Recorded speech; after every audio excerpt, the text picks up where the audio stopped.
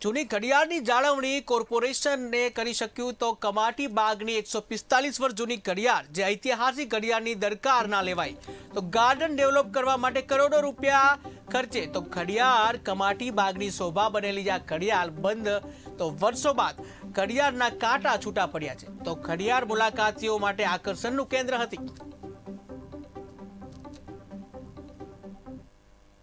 આકર્ષણ કહેવાય flower clock હતી એ ક્લોક બગડી જવાથી એની મશીનરી કાઢી લેવામાં આવી છે અને આગામી 3 થી 4 મહિનામાં યોગ્ય કંપનીને કોન્ટ્રાક્ટ આપી અને આ ઘડિયાળ પુનઃ કાર્યરત થાય એ દિશામાં કાર્યવાહી ચાલી રહી છે અને આગામી 3 થી 4 મહિનામાં આ ક્લોક ફરી ચાલુ થઈ જશે। ડિપાર્ટમેન્ટને સૂચના આપી અને તમામ ટાવરો પરની ક્લોક ચાલુ થઈ જાય એ દિશામાં ઓલરેડી સૂચના અપાઈ ગઈ છે। ટૂંક સમયમાં બધી ઘડિયાળો રાબેતા મુજબ ચાલુ થઈ જશે। 3માંથી એક કેક્ટસ પાર્ક તો જૂનો હતો જ, તોડીને ફરી બનાવ્યો, એની પાછળ કોઈ લોજિક નહોતું, જૂનો મેન્ટેન કેમ નહોતો થતો એ સવાલ છે।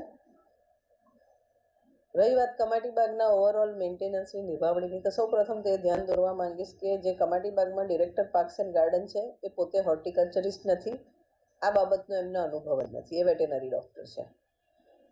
તદુપરાંત કમાટી બાગમાં નામ ખાતર બી એકે માળી નથી, અપૂરતો સ્ટાફ છે, કોન્ટ્રાક્ટ પર ચાલતો બાગ અને એની સિક્યોરિટી છે। આ ગત વર્ષમાં 3 થી 4 વખત ચંદનના ઝાડ વૃક્ષો ચોરી થયા।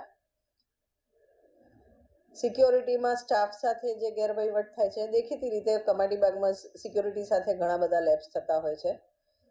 સિટીઝન્સે ઓલમોસ્ટ 10 થી 15 પ્રોજેક્ટ, કોમર્શિયલ પ્રોજેક્ટ જે અહીંયા ફૂટફોલના લીધે વાયેબલ થતા હોય એનો વિરોધ કરીને બંધ કરાવ્યા છે। દરેક ડેવલપરને, દરેક કોન્ટ્રાક્ટરને કમાટી બાગમાં લ્યુક્રેટિવ બિઝનેસ દેખાતો હોય છે અને એમાં આડકતરી રીતે કંઈ ને કંઈ કોમર્શિયલ પ્રવૃત્તિ ચાલુ કરવાની ફિરાકમાં હોય છે। જેમ કે 3 સ્ટાર રેસ્ટોરન્ટ બનવાની વાત હતી, કેફેટેરિયા બનવાની વાત હતી, મેયરનો બંગલો બનવાની વાત હતી, બટરફ્લાય પાર્ક જેમાં ખૂબ મોટા સ્ટ્રક્ચર અને કેફેટેરિયાને બધું અગેન આવવાનું હતું।